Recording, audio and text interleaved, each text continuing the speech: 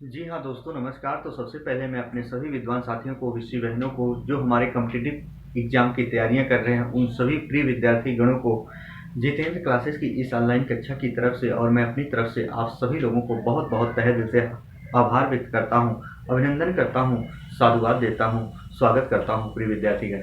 आइए आज हिंदी व्याकरण का जो पहला हमारा पाठ्यक्रम होता है, जिसे वर्ण विचार कहा जाता है, वर्ण विचार से संबंधित उसमें जो एक बहुत ही चर्चित बिंदु होता है, उस चर्चित बिंदु के ऊपर आज हम चर्चा पर चर्चा करने वाले हैं।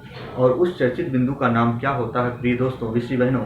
वो होता है प्राण तत्व के आधार पर व्यंजनों का वर्गीकरण, यानी जो दो भागों में डिवाइड किए जाते हैं, बांटे जाते हैं, जिनका नाम होता है प्रिय दोस्तों अल्प प्राण, महाप्राण। आइए जरा उसी बिंदु पर आज हम आपसी वार्तालाप करेंगे। जी हाँ, क्या है प्राण तत्व के आधार पर, या प्राण वायु भी हम कह सकते हैं विद्यार्थीगण।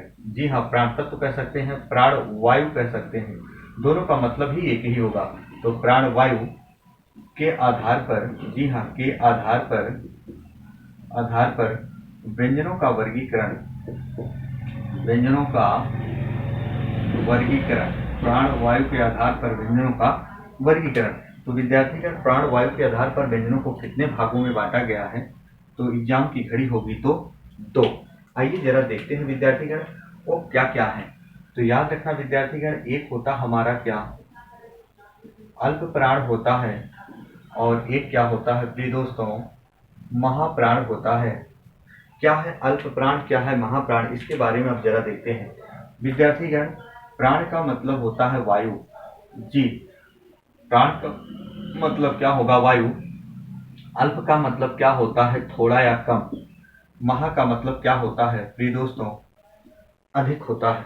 आइए, क्या है महाप्राण, क्या है विद्यार्थीगण? हमारे हिंदी भाषा भाषी के जो विद्वान साथी थे, उन्होंने कहा जो महाप्राण में आने वाले जो व्यंजन होते हैं, जब हम इनका उच्चारण करते हैं तो उच्चारण करते समय फेफड़े के द्वारा जो बहुत अधिक मात्रा में वायु मुखाग्र के द्वारा बाहर निकलती है, वो महाप्राण। जो अल्प प्राण, इनको पढ़ते समय हमारे फेफड़े के द्वारा निकलते हुए जो मुखाग्र के द्वारा वायु बाहर निकलती है, वो कम मात्रा में निकलती है, उन्हें अल्प प्राण। पर आइए जानते हैं ये महाप्राण क्या है। जी हाँ, याद रखना विद्यार्थीगण, प्रत्येक वर्ग का विद्यार्थीगण दूसरा और चौथा वर्ण, प्रत्येक वर्ग का दूसरा और चौथा वर्ण महाप्राण होता है। इसकी संख्या क्या होती है विद्यार्थीगण? सम होती है। 2 और 4 क्या होते हैं? सम होते हैं। जी हाँ, जैसे हम कहें दूसरा चौथा खागा, ऐसे हर एक वर्ग का दूसरा चौथा। तो याद रखिएगा, ऐसे अगर हम 2-2 वर्ण पकड़ के लेके आएंगे तो यहाँ रिजल्ट जो होगा कितना होगा विद्यार्थीगण?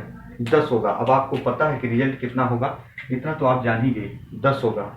इसके साथ साथ विद्यार्थीगण यदि हम बात करें इसमें और कौन कौन से आएंगे, तो याद रखिएगा इसमें ऊष्म व्यंजन पूरा आएगा। ऊष्म व्यंजन का विद्यार्थीगण दूसरा नाम क्या होता है? संघर्षी व्यंजन। तो ऊष्म व्यंजन कितने होते हैं? 4 होते हैं। कितने होते हैं? 4 होते हैं। सा, सा, सा और क्या विद्यार्थीगण? हाँ।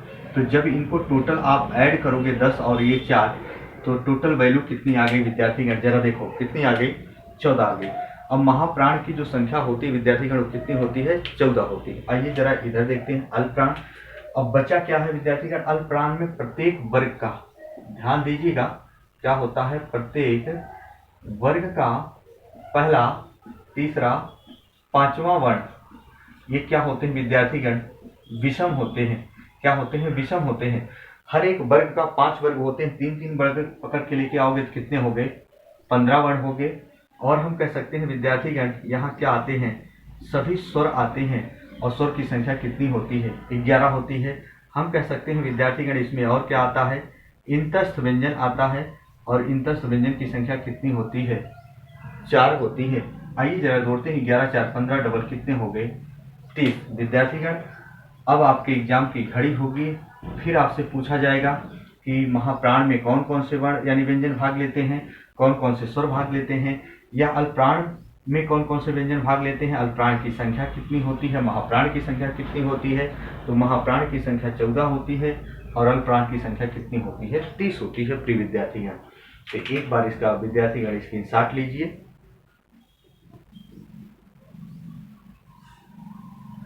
जी हाँ, यदि वीडियो अच्छा लगा हो तो विद्यार्थीगण एक लाइक वाला बटन जरूर प्रेस करिएगा और चैनल को सब्सक्राइब कर लीजिएगा।